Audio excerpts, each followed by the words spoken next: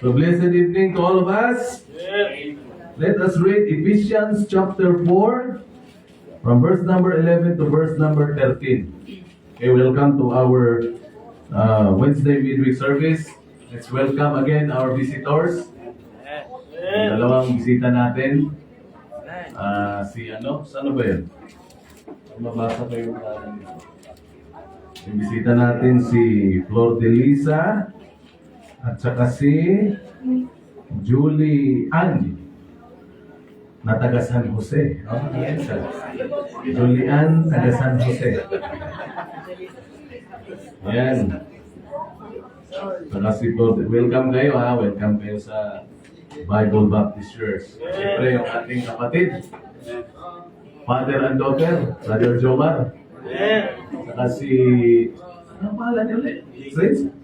Jason po. Jay, Sige. To God be the glory. Let us read Ephesians chapter 4, verse number 11 to 13. Basahin natin ng sabay-sabay. Ang ating key verse ay sa verse number 12 at dyan din makikita natin yung title. Ang title ay For the Work of the Ministry. Amen? For the work of the ministry. Tingnan nyo, work tsaka ministry. Iba po yan. Ang sinabing work, specific na ginagampanan mo sa gawain ng Panginoon. Amen. Ito, ministry to eh. Ministry ng Diyos. So, inside the ministry, dapat meron ka rin ministry in yung work mo. Right. Okay? So verse number 11, let us read this from verse 11 to 13. Ready, read. And he gave some apostles, and some prophets, and some evangelists, and some pastors and teachers, for the perfecting of the saints, for the work of the ministry, for the edifying of the body of Christ, till we all come in the unity of the faith, and of the knowledge of the Son of God, unto a perfect man, unto the measure of the stature of the fullness of Christ. Now in verse number 12, sabi ni Apostle Paul, for the perfecting of the saints. Perfect here means mature. Right. Amen. Okay? For the perfecting of the saints, for the work of the ministry, for the edifying of the body of Christ. Again, the title of the message is for the work of the ministry. Let us pray. Our loving, heavenly, compassionate, almighty Father, Lord, marami pong salamat sa gabing ito na inyong pinagkaloob sa amin. Salamat, Panginoong Diyos, sa inyong pag-iingat sa amin. Simula sa paggising namin hanggang sa mga oras na ito. Thank you, Lord, for your protection. And the privilege also that you've given us tonight, that we can worship in spirit and in truth. Patawarin niyo po kami sa mga pagkukulang, pagkakasala na aming nagawa laban sa inyo. Salamat po.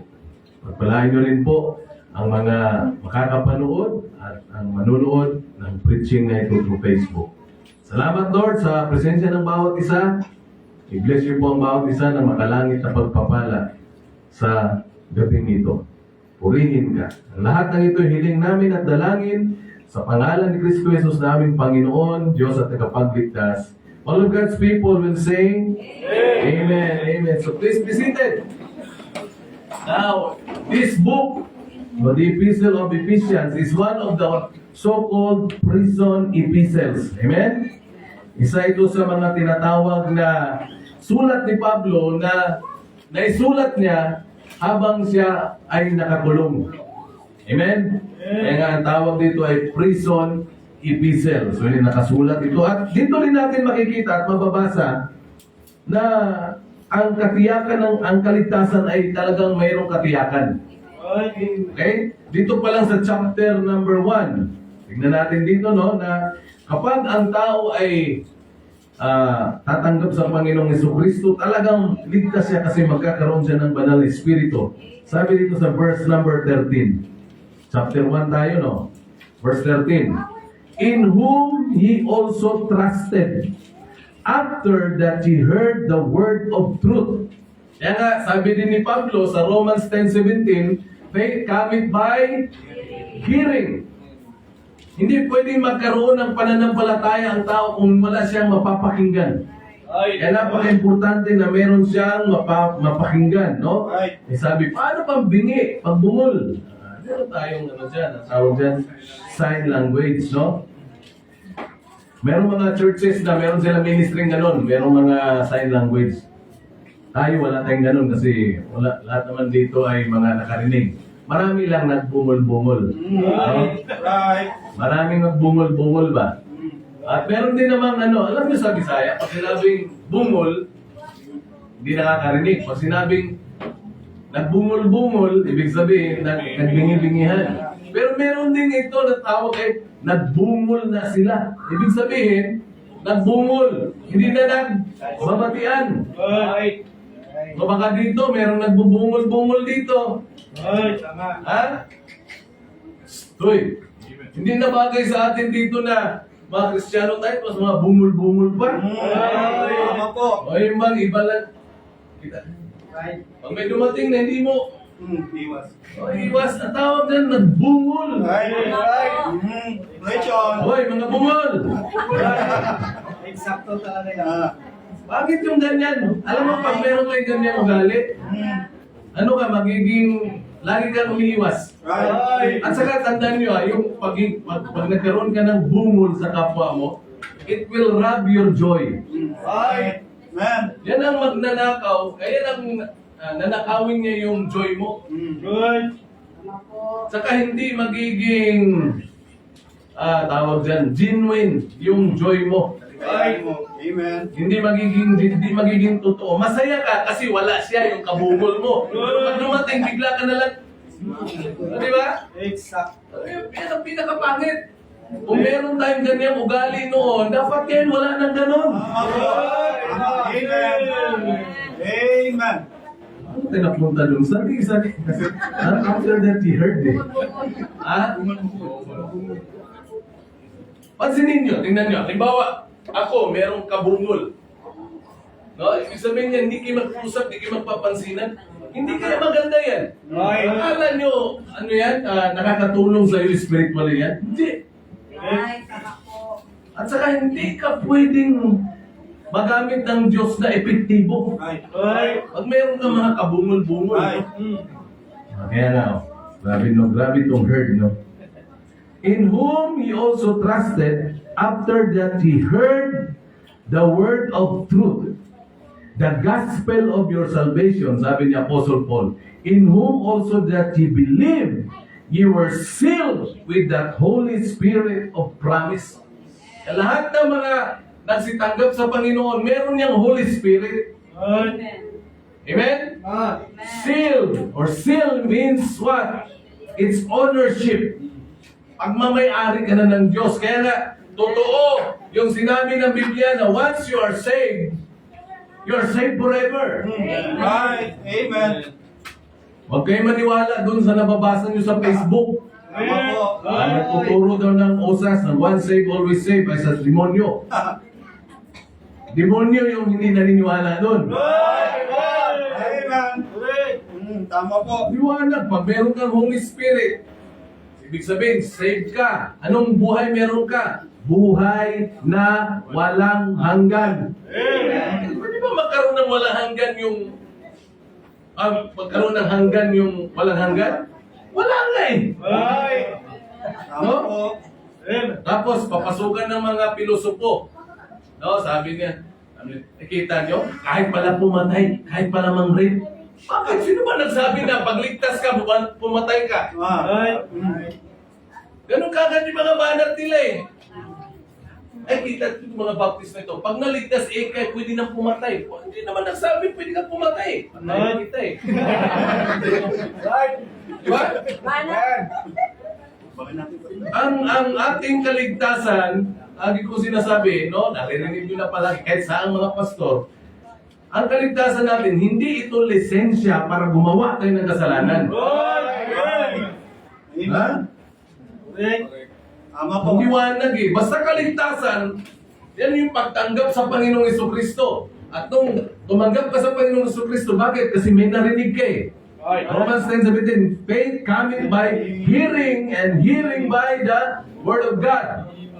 Tapos, pagdating sa chapter 2, talagang, grabe si Apostol Pablo, no? Talagang, pinakita talaga niya ng uso pagdating sa verse 8. Hindi pa ako nagpipreach, ha? For by grace are you saved through faith. Ang liwanag, sapagkat sa biyaya ay naligtas kayo. No? And that not of yourselves. Hindi ito sa inyong mga sarili. Anong sabi dyan? It is the gift of God. Ang kaligtasan ay regalo ng Diyos. Tapos, pagdating sa verse 9, ito, not of works, hindi sa mga gawa, na baka ang sino man ay magmayabang. Right. Tapos pagdating sa verse 10, ito sabi ni Apostle Paul, for we are His workmanship, created in Christ Jesus unto good works. Right. Yung mga niligtas tayo unto good works. Right. We're not saved because we're doing good works. Right. Na-save tayo kasi naniwala tayo at sumampalataya tayo doon sa ginawa ng Panginoon sa krus ng Kalbaryo. Amen. Okay? Siyempre, pag ligtas ka na, ano ba ang paggawa ng mabuti? Yan ang manifestation ng ating kaligtasan. Kasi ang totoong ligtas, gagawa ng mabuti yan. Right. No? Naniwala ka ba? Pag sinabi, ligtas na ako, pero puro kasalanan ginagawa, kalupuan, I doubt, parang hindi ligtas yan. Right. Kasi ang totoong ligtas, makikita mo talaga yung bunga. Amen. No? Amen. Pwede bang sabihin ng mangga, oy, santol ako. Kahit na magsalita yung mangga, nasantol siya. Tapos nakita, nagbunga. Ang bunga, mangga pa rin. Ang mangga talaga yun. Right. Ang tao ay makikita ang bunga, ha? Kaya pag ligtas ka, anong bunga makikita dapat sa'yo? Tandaan nyo, faith is invisible. Ang pananampalataya hindi nakikita. Right. Pero pag sinabi mong totoo kang tumanggap kay Kristo, yung pananampalataya na yan na invisible na hindi nakikita, makikita yung bunga. Ano yung bunga? Good works. Amen. No? Yan ang napapansin ko eh. Pag totoo talagang ligtas yan, makikita mo talaga yung bunga niyan. Anong bunga? Mabubuting gawa. Amen. Okay? Sabi ni Paul, di ba, not of works lest any man should boast. Tapos pagdating sa chapter 3, ba, meron siyang sinabi dito, patungkol naman sa church. Sabi dito sa verse number 21, kita nyo, salvation, and after salvation, church. Ngayon sinasabi ko, lahat ng ligtas belongs to the family of God. But not all saved, hindi lahat ng ligtas ay kabilang sa church of God. Sino lang yung kabilang sa church of God? Siyempre yung mga naligtas at nagpabautismo. Sumunod sa water baptism. Kaya sabi niya sa verse number 21, now, unto Him be glory in the church by Christ Jesus throughout all ages, world without end. Amen. So chapter 1, pinakita na ang salvation ay makakamtan kapag ang tao ay makapakinig ng Ebanghelyo at siyempre yung tatanggap siya sa Panginoong Jesucristo. Pagdating sa chapter 2, pinakita doon ni Pablo na ang kaligtasan ay regalo ng Diyos. Hindi sa gawa ng tao. No? At tayo naligtas para para sa mga mabubuting gawa. Pagdating sa chapter 3, biglang pumasok itong word na church. Bakit? Kasi dapat ang isang Kristiyano kabilang na siya sa church. Amen? Amen. At sa church, yan. Anong gagawin niya? Doon siya ngayon, dapat lumago.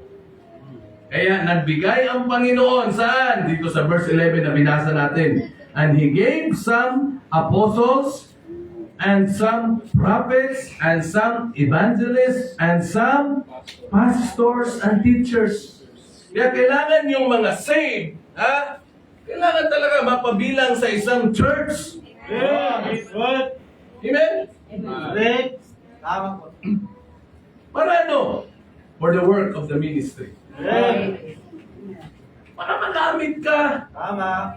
Kaya nga, all of the saved, kailangan lumago ka. Walang lalagong Kristiyano kung wala siyang church. Right. Amen. Walang lalago. Tama po. Kahit na meron kang church, tapos hindi ka naman lagi nag-church, never ka pa rin lalago. Right. Imposible. Tama po. Tama. Matod ba sa Bisaya, imposible sa pahak ni Agi. Wala, imposible lumago ka kung wala kang, no? Para estudyante yan eh. Pag ikaw estudyante, tapos hindi ka laging nagpapasok, ano ka? Ha? Imbis sa church, sa school ka pumasok, lagi kang pumapasok sa computeran, kung saan-saan. Paano ka lalago? Right. Ha? No, sa aawayin ng magulang mo yung teacher kasi yung anak binagsak? Ma'am, bakit itong anak ko? Bagsak! Araw-araw naman pumasok! Araw-araw pumasok? Baka araw-araw maalis sa bahay nyo. Tanong, baka pumapasok ba yan? Meron mga araw-araw maalis sa bahay. Right. Pero di nakakarating sa church, ay sa eskwelahan. Di ba, Nay? Di ba? Kung saan-saan napupunta. Tapos pag bumagsak, galit yung magulang. Alamin mo muna, pumapasok ba talaga itong anak ko? Tama ba? Kaya napaka-importante na tayo ay talagang nasa church. Tapos pero talagang nagpapasakop ka sa tagapagturo. Kaya nga, nandyan yung apostoles. O ngayon, wala na apostoles, ha? Prophets. Wala na rin prophets ngayon. Evangelist. May mga evangelist. Pero tandaan nyo to, ha? Kapag Kristiyano, dapat evangelist ka. Right. Ano ibig sabihin? Pag Kristiyano ka, dapat marunong mong, alam mong ikwento paano ka naligtas. Ganun lang naman yung evangelist eh. Nangangaral ang ebanghelyo ni Kristo. Kaya pag saved ka, dapat evangelist ka. Yes. Pero hindi lahat ng evangelist, pastor. Right. Okay? Hindi lahat ng evangelist, pastor. Hindi lahat din ng preacher, pastor. Iba talaga yung pastor. Right. Yan talaga yung namumuno sa church, no? Nagpipid ng Word of God. Kaya sabi ni Paul, and some pastors and teachers for the perfecting of the saints. So, God saved us for the work of the ministry. Amen. God strengthened us for the work of the ministry. Amen. God separated us from this world for the work of the ministry. Yeah, for the work of the ministry. This is the ministry of the Lord, and this ministry has a lot of ministries inside. Ang daming gawain dito eh. Right. Kaya dapat ma-involve ka sa ministry. Amen. Alam nyo, Tama po. ang gumawa para sa Panginoon ay isang napakalaking pribilegyo. Correct. Right. Yung iba nga, pag sinabing, oh, ikaw, i-appoint ka ni Presidenteng ganito. Ba yung isa, sabi, oh, mag-resign ka na kasi gano'n. Sabi, I will not resign unless the President will say, mag-resign ka na. Pero pag sinabi pa ng Presidente na dito ako, kahit na ibabas ako ng mga tao, mananatili ako sa pwesto ko. O, di ba? May gano'n, di ba? Right. Tao lang nung nag-appoint nun. No, how much more? At saka yung mga ministries na, ay mga departments, di ba? DOJ, DILG, mga kung ano-ano. Ang tawag lang dyan eh, co-terminus eh. Kung nag-appoint sa iyo ay presidente, kung 6 na taon siya, 6 na taon ka lang din dyan. Right. No? At kung ayaw na niya sa iyo, papangitan na sa mukha mo, papalitan ka niya. No? Right. May mga ganun. Tama ba? Right. Tama. So, yung appointment sa mga secretaries, hindi yan forever. Pero ito, pag nasa ministry ka, pambihira, mahalin mo lang ang ministry. Amen. That's forever eh, hanggat nandito Amen. sa lupa. Right. Amen. At saka ito ay we are serving the King of Kings and the Lord of Lords. Amen. For the work of the ministry. He saved you for what purpose? Right. Siyempre, niligtas tayo sa kapahamakan sa impyerno. Pero hindi nagtapos doon eh. Right. Imagine nyo ba? Sabi ng Bible, lahat ng ligtas sa langit pupunta. To be absent from the body is to be present with the Lord. Right. Pero bakit nung naligtas ka, hindi ka agad namatay? Right. Bakit? For the work of the ministry. Amen. God wants to use you. Right. Are you saved?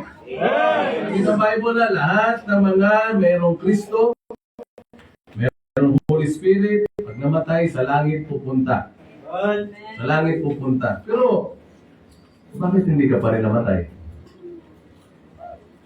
May purpose ang Panginoon for the work of His ministry. Right. Tapos nilagay ka sa ministry ngayon. Para ano? Para palakasin ka ng Diyos. Amen. Bakit kailangan ng Diyos na tayo ay lumakas? Simple lang din ang sagot eh. For the work of the ministry. Right. Tama. Kasi hindi ka naman pwedeng gamitin ng Diyos sa gawain niya kung mahina ka. Right. No? Kasi ang gawain ito ay, grabe ito. Labanan ito. It is a war. Right. Giyera ito ha. Na ang ating kalaban ay hindi nakikita. No? Our enemy is invisible. But the good thing is our enemy is a defeated foe. Talunan na siya. Right. Tama. Pero nakakalungkot, talunan siya, sabi ng Biblia, kasi mas greater yung nasa atin eh. 1 John 4:4. Greater is He, yung Holy Spirit, that is in us, no? Than He. Sino yung He? Si Satanas. Than He that is in the world. Pero ang nakakalungkot, marami pa rin Kristiyano ang talunan. Hindi ngiti. Right. Simangot. Correct. Pagdating sa preaching, inaantok. Hmm. No? Sakto. Laging nalilate sa gawain. Right. Ano pa ba? Tama ka. Ano pa ba? Ano pa? Ha? Tulungan niyo ako kasi. Ano ba? Sunday. Ano pa? Buti na lang, God is a God of many chances. Kahit sa Sunday, nagiging ano pa? Naging MC pa. Right. Ano pa? Ano pa? May tagi sa Sunday school. No? Mag-event ka. Ha? Sabi naman dito kami upo.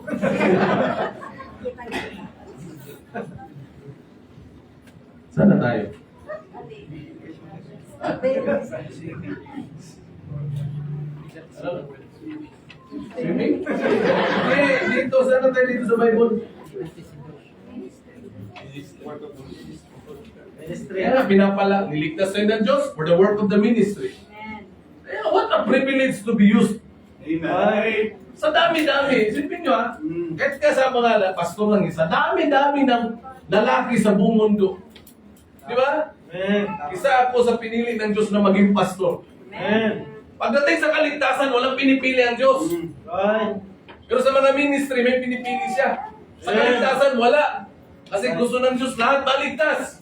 Amen. Amen? Amen. Salamat tayo, ang kaligtasan ay para sa lahat. Amen. Sipin mo, ang kaligtasan ay para lang sa mga gwapo. Yung mga laway, yan. Kawawa. Kawawa yung mga laway. No? Sipin nyo mo, ang kaligtasan para lang sa mga matatangos ang ilong. Medyo alanganin tayo. No? Eh kung halimbawa naman ang kaligtasan ay para sa mga pango ang ilong. Kawawa yung mga matatangos ang ilong. No? Siguro kinabukasan meron kung meron nagpapa-nose slip, meron nose flat. Ano gawin mo? Magpapa-nose flat ako. Di ba merong nose slip? No? Iba, yan si yung asawa ni Ogie. Ano bang yung pangalan? Ako kaya dati yan. Right. Nung kumanta yan sa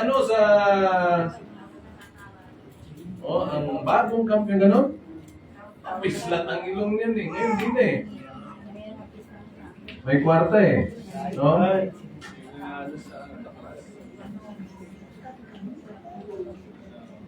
So blessing dyan, kahit na ang ilong natin hindi mataas. Mahalaga nakakahinga ng maayos. Right. No? Amen? Amen. Amen daw. Amen. So sabi ni Paul, ito balik tayo. For the perfecting of the saints, for the work of the ministry. for the edifying of the body of Christ. Alam niyo, kapag ang lahat ay gagawa sa gawain ng Diyos, lalakas yung Church of Christ. Amen. Amen? So, anong gawin natin? Ang tanong, do you have a ministry? May ministry ka pa? O may ministry ka ba? So, how can you work in the ministry? You are in the ministry of the Lord, pero wala kang ministry ginagampanan. Right. Ibig sabihin ng ministry na tinutukoy ko ba yun? Something that you do for Christ. Kahit ano. Meron ka lang gagawin, no? Kasi ginagawa mo yan heartily. Colossians 3:23, whatsoever you do it heartily, as to the Lord, not unto men. Kaya nga, unang gawin natin, number 1, sabi, for the work of the ministry. Ang tanong, do you have a ministry? Ha? Meron ka bang ginagawa para sa gawain ng Diyos? So, ito yung unang gawin natin. Number 1, find a ministry. Maghanap ka ng ministry mo. Maghanap ka. Ano bang pwede mong magawa para sa Panginoon? Kasi nasa ministry na tayo ng Diyos eh. Nasa gawain na tayo niya. At dito, dapat merong tinatawag na division of labors. Ano ba pwede kong gawin para para ma-involve ako? Amen? Kaya nga, find a ministry. Pastor, ano ibig mong sabihin? Maghanap ka ng pwede mong magawa para sa Diyos. Amen. Halimbawa, daming halimbawa eh. Yung pagwawalis, ministry yan. Kayo dapat mga young people, dapat talaga meron kayong ministry dito. Kayo dapat yung pagdating sa labor ba, sa mga trabaho na mabibigat, dapat sa inyo na yun, huwag na yung mga may edad na. Nakakahiya. Mga kabataan ngayon, walang ginagawa sa gawain ng Diyos. Saka tandaan nyo to hindi pwede na kayo masipag sa gawain ng Diyos, tapos pagdating sa bahay, tamad kayo. Magagalit yung mga unbeliever na mga mahal sa buhay. Pag mga ganyan, nagaganyan yung church. Kasi pasipag mo sa simbahan, dito sa bahay, tamad-tamad mo. Kaya maraming hindi naliligtas eh. Bakit? Dahil sa patutuo ng mga Kristiyano. Meron akong naging bunga. Tapos, hindi ko na babanggitin mo. Doon sa project. Magka-Sunday, siya lang mag-isa. Tapos tulog, Acts 16:30-31, no? Believe on the Lord Jesus Christ and thou shalt be saved and thine house. Yan ang kinilaim ko eh. Sabi ko, nung naligtas ako, gusto ko rin na mga mahal ko sa buhay, maligtas. Sabi niya, paano ko magawa yung Ronald? Ikali, pakita mo yung maganda mong patutuo. No? Pakita mo. Kasi ang ating ministry, at testimony natin, yun yung unang Biblia na nababasa ng mga unbelievers. The first Bible that was read by the unbelievers. Yun yung unang Biblia eh. Kaya kung nabasa sa iyo ay pangit na version, baka NIV yan, kung ano-ano, kailangan mabasa sa atin King James version na Bible. Sabi sa kanya, ganito gawin mo. Nakatulala lang. Pagdating ng Sabado, bisita kami. Pagdating doon, nandoon yung nanay. Alam po, saan si ganito? Ay nako, Brad, tulog pa. Alas 10 na yun. Ay nako. Pero nagpipray yun na yung magulang niya ay maligtas. Ay nako, tulog pa. Kwento na ng kwento. Naku, ako pa ang magluluto ng pang-almusal niyan. Gigisingin ko lang yan para kumain. Sabi ko, kaya pala nahihirapan na madala sa church yung magulang dahil pala din sa ginagawa.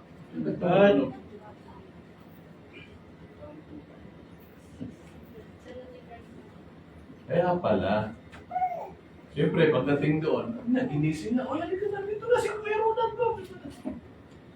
Opo. Ay, kaya, hindi ka pa. Mag-ate 10:30 na yun. Siyempre, mangiti-ngiti lang ako doon sa bahay nila.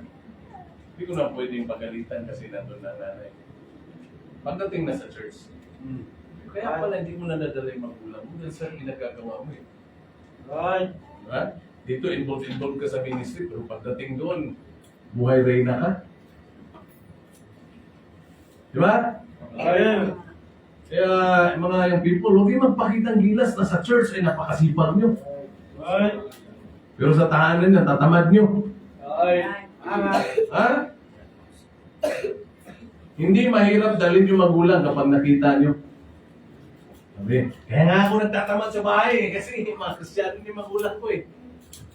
Yun nga lang. Pero kung ikaw unbeliever pa, pakitaan mo. Amen. No? Kaya nga, find a ministry. Yung pag-aayos ng upuan, pagsasalansa, paglilinis ng CR. Lahat. Ministry yan. Right. Ministry, gawain yan. Correct. Ang pangit kaya na pupunta ka lang sa church tapos wala kang ginagawa. Tama po. Amen. Parang nakakahiya, no? Totoo. Right. Yung mga gagawa pa, yung mga may karamdaman, kayo na mga kabataan, walang ginagawa. Ang pangit yun, nakakahiya yun. Correct. Right. Nakakahiya yun. Ako, nakatira ako sa mga iba't ibang tahanan.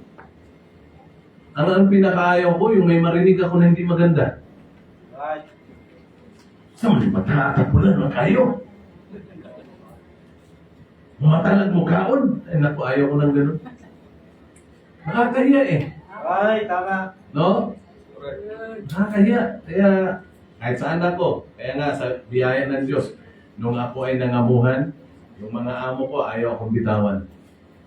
Amen. Ayaw akong bitawan. Bakit? Kasi, kita nila eh, nagtatrabaho eh.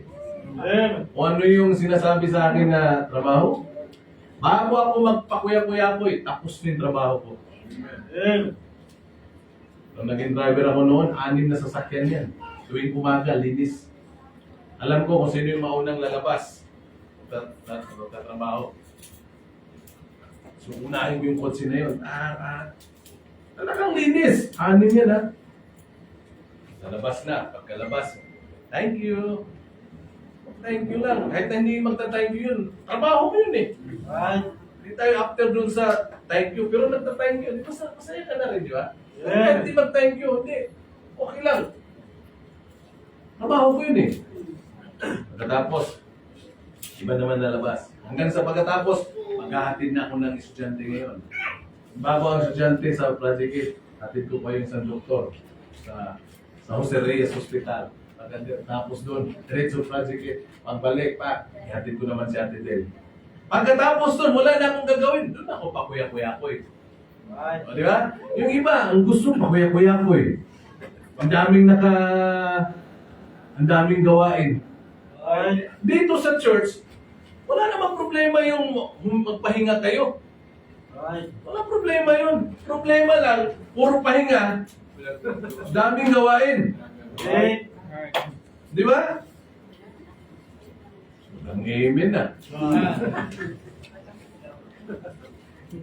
Tawa nyo? Kailangan. Lalo na pag may papasok sa CR, sabi ko sa inyo, yung CR natin dapat laging malinis. Right. Kahit saan kayo pupuntang establishmento, ha? Alam mo, hindi makakalimutan ng tao, CR. Right. Ganda ng CR doon. Di ba? Kumusta CR? Repulya gaba. Kaya find a ministry. Amen. At saka tandaan nyo to ha, every members of this church must have a ministry. Right. May ministry dapat. May gawain kayo. O halimbawa, meron punta kayo dito. Huwag kayong parang bossing kung sino. Saka huwag kayong magturuan. Saan ba ang ano dito? Bakit ang dumi? Eh kung nakita mo, di ba, whatsoever thine hand find it to do it with thy might. Right. Alala ko nung kami nandun sa Project 8, merong worker doon, merong isa sa mga ladies. Pupunta yung gaganong-ganon, no? Patay na yun, ano? Mayroong mga ganun, namamatay. Tapos pag may nakitang kumakain, wala lapit din, mas titikim. Mamaya, kasalo mo na sa pagkain. May ayos to. Tapos ang malupit nun, punta na kay pastor namin yan. Masasamasans, tapos ayun na, nagsuso na ng lason. Alam mo, pastor, yung mga worker dito ang tatamad. At dumating yung time na parang niwala ang pastor namin. Dinala kami, kasama kami. Dinala kami sa binangunan sa may pispan. Alam ko, ipakain na kami sa mga... Bakit? Kasi pumasok sa isip niya, tanggalin na yung mga workers. Dahil lang doon sa isang babae. Pero naisip ni pastor, hindi ko kayo tatanggalin. Magkakasama tayo, pag tinawag kayo ng Diyos.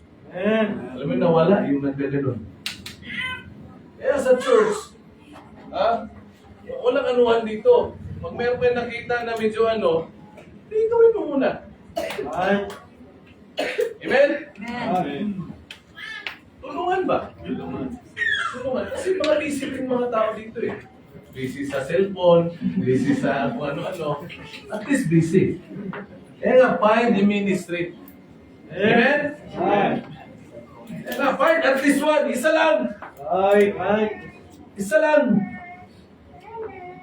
Pag mayroon kang nakita ang isa, at kaya mo pang gawin yung isa, gawa ka.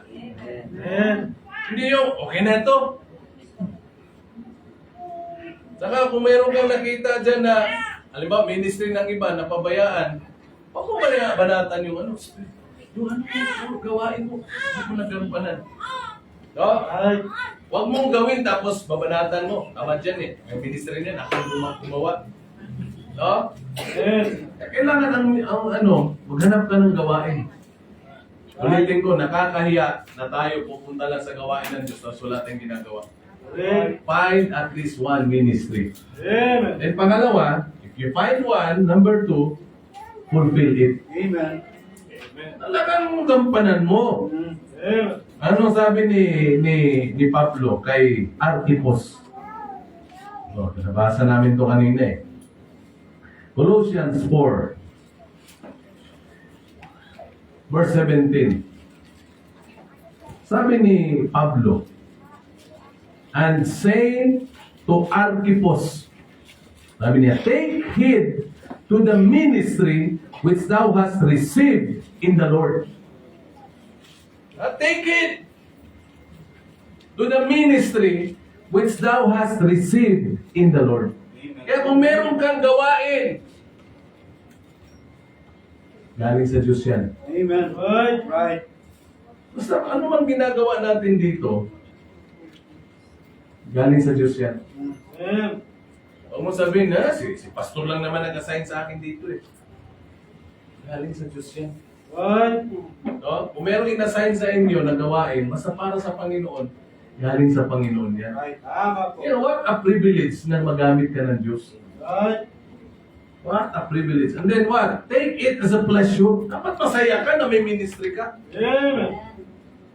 Ngayon, pag marami kang ministry, Pag marami kang ministry, bibigyan ka ng kalakasan ng Diyos. Bibigyan ka ng kasiyahan ng Diyos. Masaya kaya? Bibigyan ka ng kapayapaan ng Diyos. Isipin mo pag ikaw ay busy ka sa Panginoon, bibigyan ka niya ng kalakasan. Magugulat ka. Magawa ko to Tingnan nyo to, kaya naranasan na natin ito. Di ba pag anniversary, sobrang busy? Sobrang busy, di ba? Yung iba sa inyo nga kulang sa tulog. Yung iba, walang tulog. Kita nyo, malakas pa rin. Wala namang uminom ng Cobra. Wala uminom ng Sting. Wala. Ano lang? Kape. Ano pa? Di ba? Yun lang Tapos bakit malakas ka? Saan galing yung lakas mo? Kasi pag ikaw, alam mo, saan galing kalakasan? Sa kasiyahan. Pag masaya ka, malakas ka. Di ba? The joy of the Lord is your strength.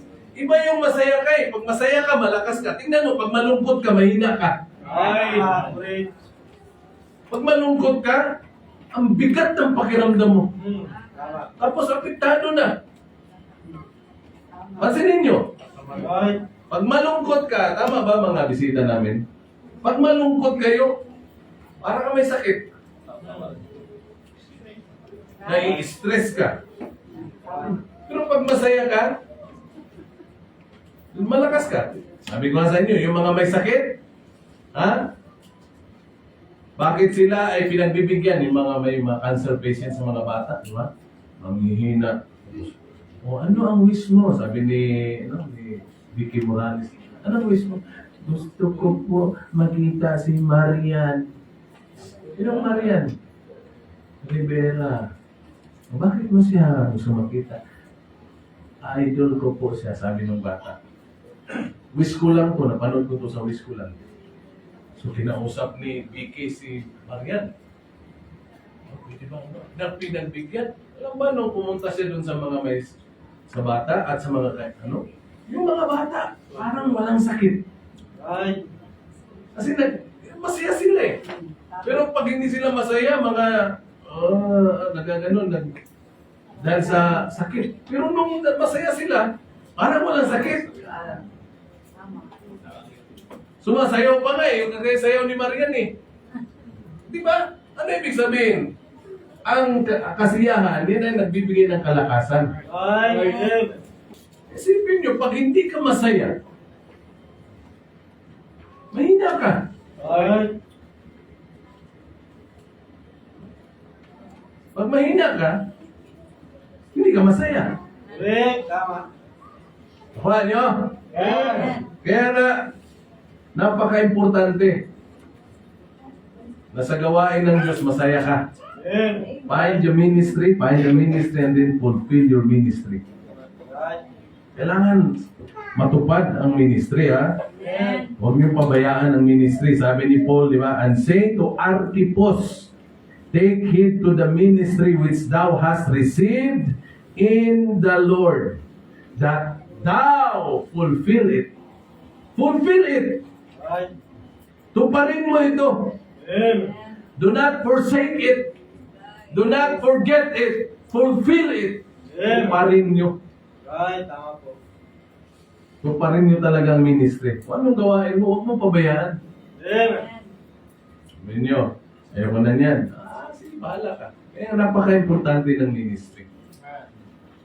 Amen? Right. You have to fulfill your ministry.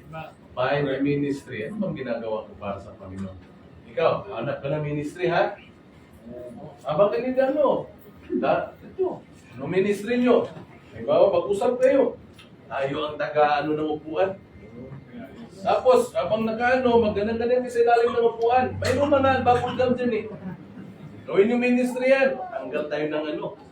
Ang ministry natin, tanggalin ang mga bubble gum. Kasi dati, ang ministry ko, tagalagay ng bubble gum. Ayun naman, tanggalin. Yun yung bad ministry eh. Ba yung mga... Di ko lang, merong ano, merong bubble gum. Maya-maya, wala na yan eh. Kasi sa ilalim na ilalagay. Tingnan niyo, check niyo yung mga ilalim ng upuan. Tingnan. Wala bang meron yan? Ganunin niyo lang. Hindi kayo ba? Kayo lahat. Ganunin niyo. Pag merong makahanap, may something. Ha? Meron yan. Ha? Pag meron hanap, pakain nyo kay Moy Moy. Yan ang ministry mo yun, Moy. Nguyain mo. Fulfill.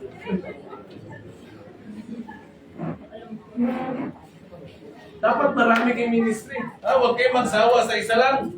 Right. Amen. Tingnan nyo to tingnan nyo. If you have a ministry, huwag mo tingnan na maliit lang to. Just fulfill it. Right. Tuparin mo lang yan. Pag nakita ng Diyos na matapat ka sa ministry na yan, yan ba? Diyan ka magugulat. Baka bibigyan ka na ngayon ng malaking ministry. Ay, tama po. Amen. Dahil sa faithful siya sa maliit, pagkakalupan ko na ito ng malaking ministry. Amen. Kaya nga, ang panawagan, nag-ano yun, nile-level up eh. Ay, tama. Diba? Tinawag tayong lahat para masakaligtasan. So after salvation, tinawag lahat para maligtas. Ay, para maglingkod sa Panginoon. So, the call to salvation, the call to service. And then the call to separate ministry. Kung ano na yung gusto ng Diyos sa'yo. So habang gumagawa ka, kita ng Diyos. Di ba? Gawa ka lang, gawa. Hanggang sa tatawagin ka niya to a specific ministry. Amen. Kaya nga, mayroon ng tinatawag na maging pastor. O, lahat ng mga naging pastor, galing lang yan sa wala. Pinakaano lang, kaligtasan. Kung naligtas, naglingkod sa Panginoon. Kung naglingkod, ayan, meron ng specific ministry. Hindi ka tatawagin ng Diyos kung ano eh. Huwag mo sabihin na, at saka na ako magtapat kapag maging ano na ako. Hindi. Sa maliit pa lang. Ay, Matapat ka na. At saka huwag kang mamili ng ministry. Kasi pag mamili ka, ibig sabihin, maarte ka. Huwag kang mamili. Okay. Ha? Itong kamay na ito, walang pinipili ito. Amen. Wag yung, itong kamay na ito, dapat pang ano lang ito eh, pang solid lang. Kasi mas bagay ito eh. Brad, maglinis ka ng CR. Ay, wag, pastor! Pang ano nyo CR? Pang solid lang itong Saka, kung hindi pang solid, pastor, pang usher lang, yung pang kamay. Good morning, thank you for coming. Don't come back again. Ano ba? Dapat pala pinipili ang kamay. Good. Amen. Itong mga kamay na ito, sabi ko nga sa inyo, pag leader na ako dati sa dorm, pero pag nagano, sabi ako sa nagagawa ng ano, gawa ka ng ano, tig-isang linggo kami, gawa ka ng schedule.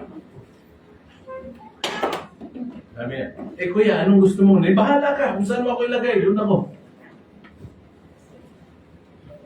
Kuya, okay lang ba sa'yo? Linis lang sa'yo. Bahala ka, walang problema yan. Ay, Porque ba't leader ako doon sa ano? Hindi na ako pwede maglinis ng CR. So, tandaan nyo, kung paano mo ginampanan yung ministry mo, makikita yung pagkatao mo. ay, tama. Amen? Amen. Yan, si Ganit. Yan, si Ronald, tamad sa ministry yan. Huwag ka na makipag-argue. Ay, Kaya nila nilang pumunta dito at makita nilang ministry. ay, tama. Never ako nag-ano noon na, uy, kapatid, sa isang linggo, 50 Bible study ko. 50, tapos sa akin, walang ganun. Pag nagtanong si pastor, kumusta ka doon? Ganito lang sagot ko. Tahimik. Yung mga grabe, pastor, kumusta ka nga, pastor? 50 Bible study, grabe. Pag makinig ka, parang nanlilig ka pero napakasipag naman dito. Samad ko pala. Pero pagdating sa bunga, wala. Di ba? Huwag mo makikita. Kaya huwag na tayong ano. Kung ano yung ministry nyo, gampanan nyo. Amen. Meron kaming bagong ginagawa dito ngayon. Pansinin ninyo. No? Meron ng 4 na grupo para sa mga programs. Meron kami mga code number. Pag number 1, alam nila, number 2, ano yun? Number 3, Yung mapapansin nyo kanina. Kaya, yung kamay natin, huwag itong mapili, Kahit na ikaw ay magiging sipa na. CPA, di ba? Kung ano yung i-assign sa'yo dito, gawin mo. Ikaw din. Na-assign na ba ito maglinis ng CR? Sabi, hindi pastor, pang ano lang to, pang scripture reading. Yung kamay na ito, pang... Okay, mamili. Ay, Basta ministry para sa Diyos, gawin mo yan na masaya ka. Amen. Do it happily and do it heartily. Don't do it hurtily. Ang damdamin. Gawin mo na masaya yan. Amen. Gawa ang Diyos. Operation. Natuwa ang Panginoon na ito. Gagawin ko tong pastor pagdating ng araw. Amen. Sabi ko nga sa inyo dati, pag ako yung nakasign, meron ba tayong muriatic acid? Alam mo kasi, di ba pag-ihi, dilaw na dilaw yan eh. Right. Dati doon, dito yung trono, tapos dito yung urinal. Tapos doon lang papasok para maligo. Sabihin ko na, lahat naman maliligo. Ligo na kayo kasi ganitong oras, magbubuhos na ako ng muriatic acid. Ligo sila pa, pagkatapos niyan. Wala na! So ako nang huli, bubusan ko ng muriatic yan. Yung mga doon sa ihiyan. Pagkatapos, labing usok yan. Right. No? Dati, muriatic ang nagpapausok sa CR eh. Ngayon, vape na eh. Vape na ang nagpapausok sa CR. Pagka medyo wala na yung usok, papasok na ako niyan. Meron kaming malaking brush.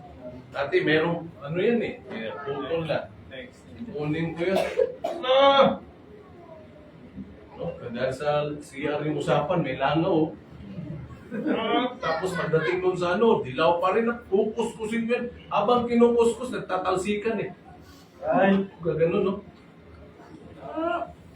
Tapos doon sa trono, paputiin mo talaga yan. Para pag-ihi. Pag-ihi ni Pastor. Ayos ah. Puting-puti. Amen. Tapos tuwing daan ko, titingnan ko palagi. Ministry ko yun eh. Right. Pag mayroong mga dumi, naka-ready yung pa. No? Tapos, tingnan ko lagi. Walang arte-arte. Right. Amen. Kung mga kamay nito, walang arte-arte ito. Ano yung iutos? Para sa Panginoon, sige, gawin. Amen. Amen. Okay, mamili ng ministry ha? Hindi nga, pagsulidan ang kamay ko. Dapat may ginagawa kayo sa ministry ha? Right. Hindi pwedeng wala. Amen. Find a ministry. Pag nahanap ka, then add another one. Dagdagan mo. Dapat all around. Amen. Tama po. All around ka. Wala kang pinipipiliin. No? Then fulfill it. Amen. Fulfill it Amen. happily. Amen. And then fulfill it heartily. Masaya. Nakita na ako ng ganyan. Alam nyo, pag masaya ka na gumagawa sa gawain ng Diyos, talagang itataas ka. Right. Tama. Meron akong alam niyan. Nung naligtas, full time, 4-story yung building nila. Siya yung ginawang janitor ng church. Siyempre, pag ganun, di may iwasan eh. Meron talagang nang-look down. No? Naka-preach na sa atin to many years ago. Naging missionary. Kasi janitor siya eh. Yung kanilang pastor, Amerikano. Napakasipag nitong taong ito. Mula ground floor hanggang 4th floor. Siya tagalinis. So very busy siya. Yung iba, hindi na gumagawa, hindi na naglilinis kasi nakatingin, may janitor naman kami. Hanggang sa itong Amerikano, hindi naman siya forever dito sa Pilipinas.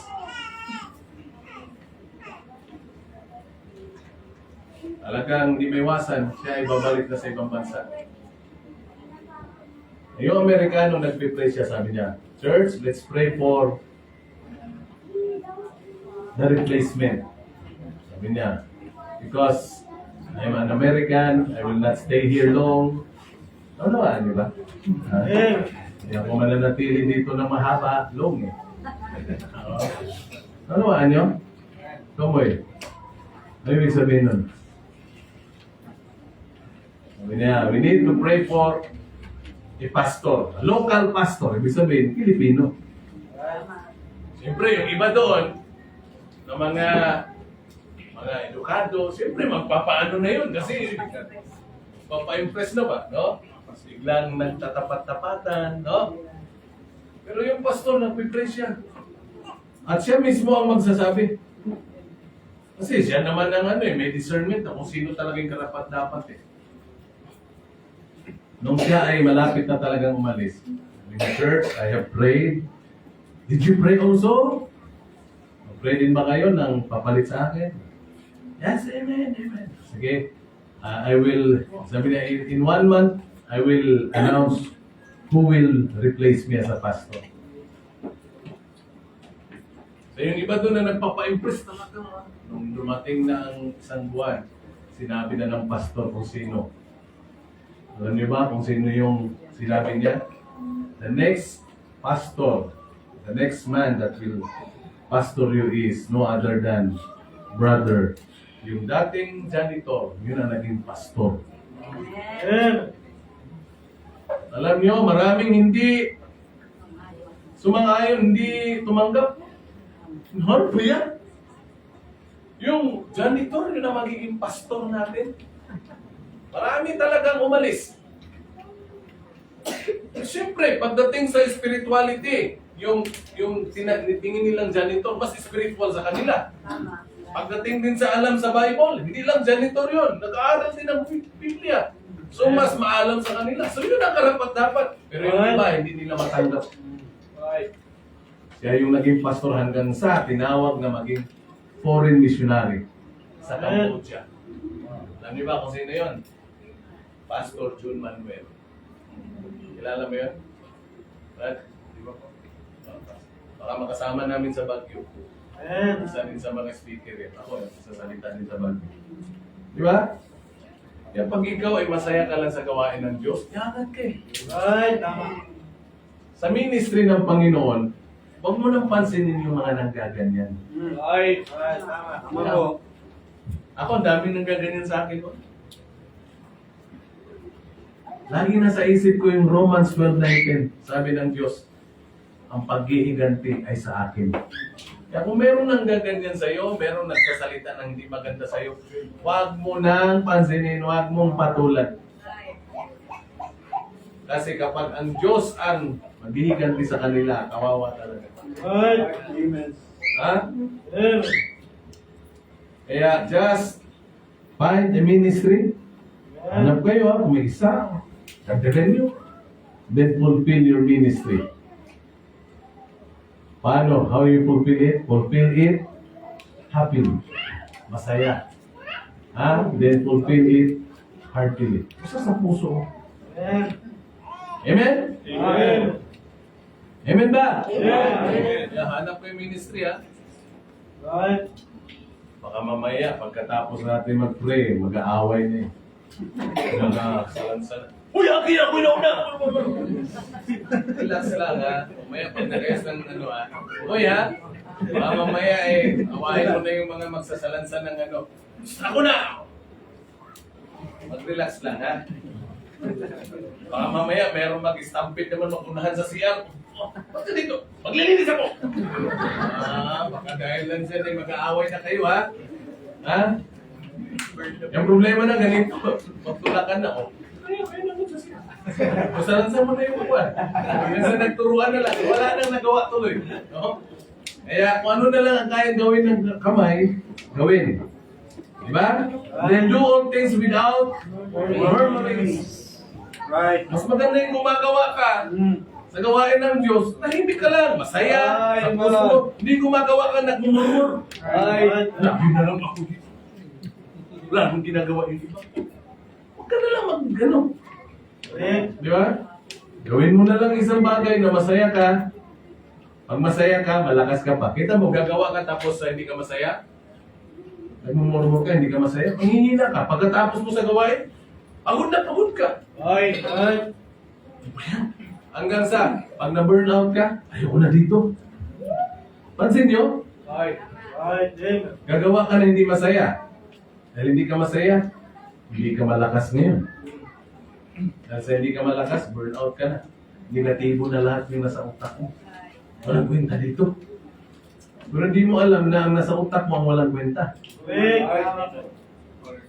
May nagsabi sa akin, kasi pastor, ang nasa isip ko kasi, galit ka sa akin. Ano ba namang utak yan? Hindi na ako Sabi ko, ngayon na ako galit sa'yo. Yung mga napag-isipan na hindi maganda. Diba? Right. Eder, mamaya, relax ka lang ha. Baka mamaya, makipag-away ka sa mga gawain dito. No? Okay, suntukan kayo ha. Ba't ito sinuntok? Pastor, inagawan ako ni Santer eh. Sabi ko, ako magayos eh. Grabe no. Hayaan mo na lang siya, sir. Gusto mo, hayaan mo na lang siya. Ha? Kaya nga, for the work of the ministry, find the ministry, then fulfill your ministry. How to fulfill it? Fulfill it happily. Masaya ka. And fulfill it heartily. Heartily? Oh, heartily. Whatsoever you do it heartily. Kahit sa bahay, di ba mga madam? Pag yung mga anak ay masaya na gumaganap sa kanilang tungkulin, di ba? Masaya, di ba? Masaya ang tahanan. Pangit yung utusan yung anak, tapos may padabog, no? Tama. No? Nakaranas ba kayo ng gano'n? Right. No? Ikaw may nakaranas ba ng gano'n? Yung may padabog? No? Nakutos kayo sa anak nyo, tapos padabog. Sumunod naman, pero may kasama pang, may paiwan pa na salita. No? Tama? Right. Siyempre, yung nag-uutos, hindi masaya. Right. No? Pero kapag sumunod na lang na may kasiyahan, Amen. no? Amen. Kaya kung anong hingin niya, ibibigay mo, masaya eh. Right. Pero pag hindi masaya, kahit na meron ka, parang hirap ang bigay, no? No? Tama. Kaya kailangan talaga masaya na ginagampanan ng tungkulin. Kaya God sent us for the work of the ministry. God strengthened you for the work of the ministry. Amen. God separated you. Iniwalay kayo ng Diyos sa kamunduan for the work of the ministry. Right. Tanong, do you have a ministry? Find a ministry. Amen. Fulfill that ministry. Right. Itong sinabi ni Paul kay Archipos, sabi niya, take heed to the ministry. Alam, sabi ng mga Bible scholars, dalawang ibig sabihin nito eh. Una, paalala. Paalala kay Archipos. So, itong ministry mo, huwag mong pabayaan, gampanan mo. Paalala. Pangalawa naman, pagsaway. Maaring si Archipos talagang pinabayaan niya yung ministry. Right. Kaya nga, huwag niyo pabayaan ang ministries niyo. Ha? Amen. May isa na, dagdagan mo pa. Dagdagan mo. Right. Tama. Amen? Amen. And all of God's people will say, Amen. okay, everybody head bows, eyes closed. Let us go to the Lord in prayer. Mga kapatid, we are in the ministry of the Lord. And in the ministry, there's a lot of ministries. Do you have a ministry? Meron ka bang ginagawa sa gawain ng Diyos? Kung wala pa, you pray, Lord, give me at least one ministry. Pray ka. Ibig sabihin, anuman gawain, basta para sa Panginoon, ginagawa mo tao sa puso, that's a ministry. Mag-pray ka sa Panginoon. Pag-aayos ng upuan, paglilinis, ng gawain ng Diyos, that's part of the ministry. And that's a ministry. Whatsoever thy hand find it to do, in the name of the Lord, that's a ministry. Do it heartily. Do it happily. What a privilege that God put us in the ministry, just like the Apostle Paul. 1 Timothy 1:12, he said, I thank Christ Jesus our Lord, who hath enabled me and counted me faithful, putting me into the ministry. O napaka-dakilang bagay na tayo ay inilagay ng Diyos sa kanyang banal na gawain. To God be all the glory. Mga kapatid, let us involve ourselves in the ministry of the Lord. Find the ministry. And if you have find one, fulfill that ministry. Fulfill it happily. Fulfill it heartily. To God be the glory. Lord, salamat po sa gabing ito. Salamat sa inyong makapangyarihang salita na pinagkaloob niyo sa amin. Thank you, Lord, for reminding us that we must have a ministry. Thank you, Lord. Thank you. I-bless niyo po ang bawat isa, Panginoon. Nawa ang bawat isa, Lord, nagkaroon talaga at least one ministry. At ang ministry na ito'y gagampanan ng may katapatan. Merong kasiyahan. Talagang tao sa puso ang pagganap. Salamat, Panginoong Diyos. Thank you. Purihin ka. Again, Lord, bless each and every one of us. Bless those who are watching and those who can watch this preaching. Thank you so much. Bless our offering tonight. In Jesus' most precious name we pray. And all of God's people will say, Amen. Amen. Okay, let's give our offering.